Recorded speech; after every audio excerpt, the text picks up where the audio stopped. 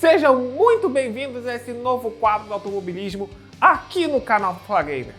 Nesse espaço nós vamos recordar mágicos grandes prêmios que muito provavelmente você não se lembra mais ou sequer tem assistido. Nós não vamos só lembrar apenas da corrida em si, mas também como era o mundo no dia que aconteceu aquela corrida. Começa a partir de agora o primeiro episódio da série GPs Esquecidos.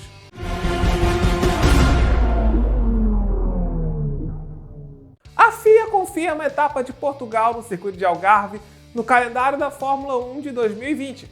O país que há mais de 2 décadas não cedia uma prova da principal categoria do automobilismo. Agora, num circuito que tem algumas características que me lembram um pouco o circuito da Malásia, com generosas áreas de escape e algumas curvas de raio longo.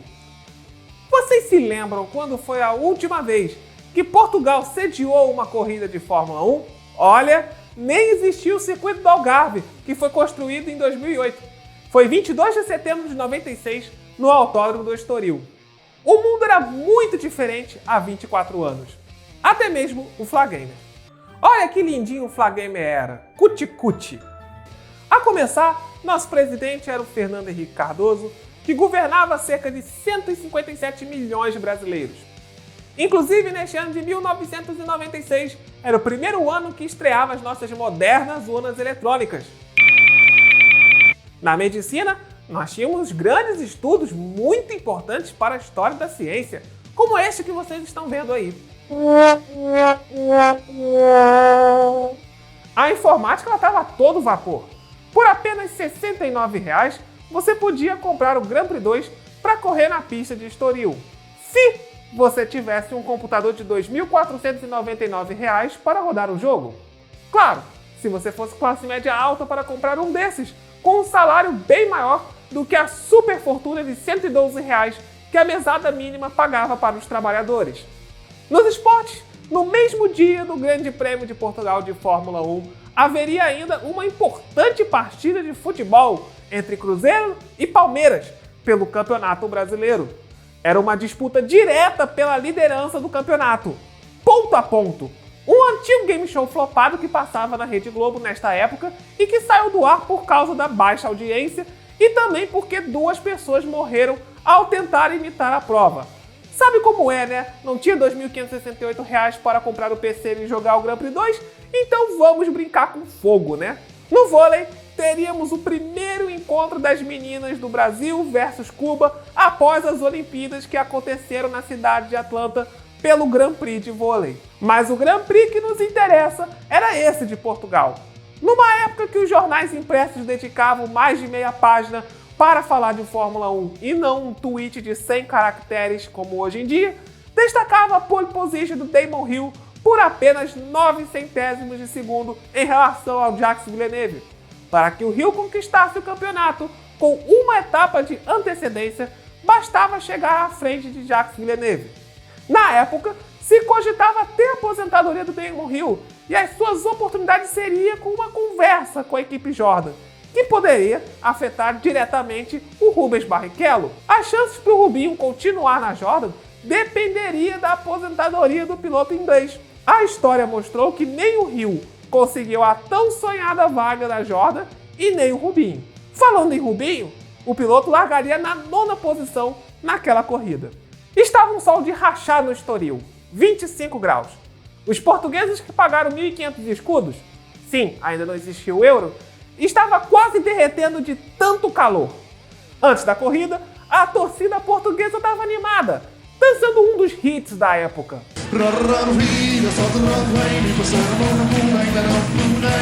Então Mamonas Assassinas fez sucesso só aqui no Brasil, é? Ah, lembrei que era na Europa. Então o hit era esse aí.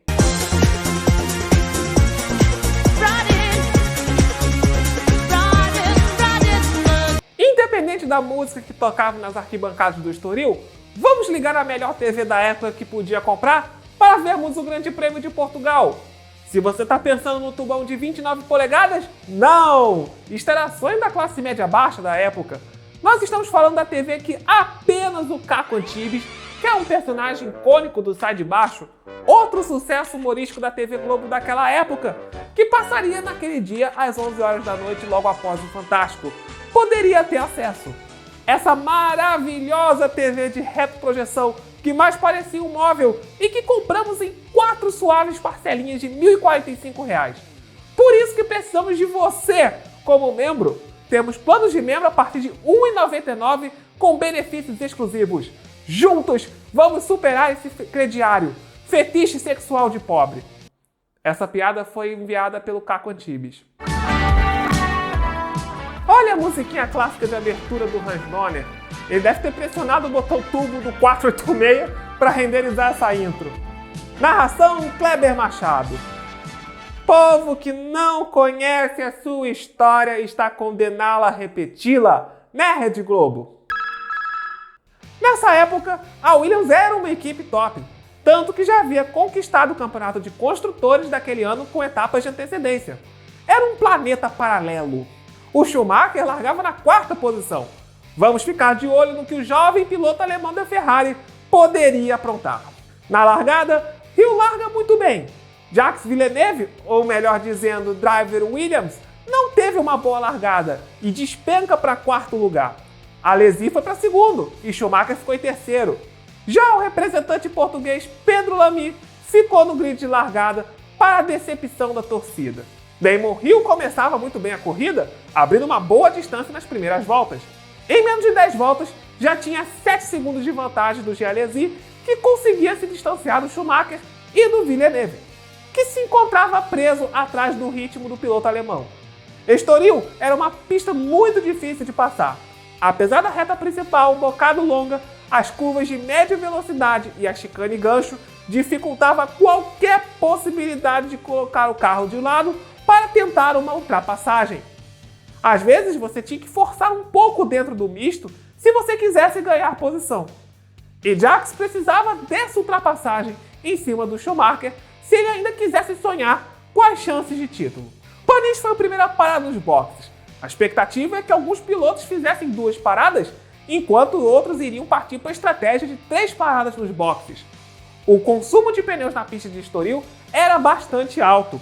E considerando que a entrada dos pits do Estoril era bem chatinho, com uma chicane maluca na entrada, poderia ser um fator muito decisivo a quantidade de paradas que o piloto fosse fazer na corrida. Schumacher foi atrapalhado pelo Pedro Lamy ao dar a volta, e aí o driver Williams pensou: agora eu consigo ultrapassar por fora dessa curva Ayrton Senna, que encerra o traçado do Estoril.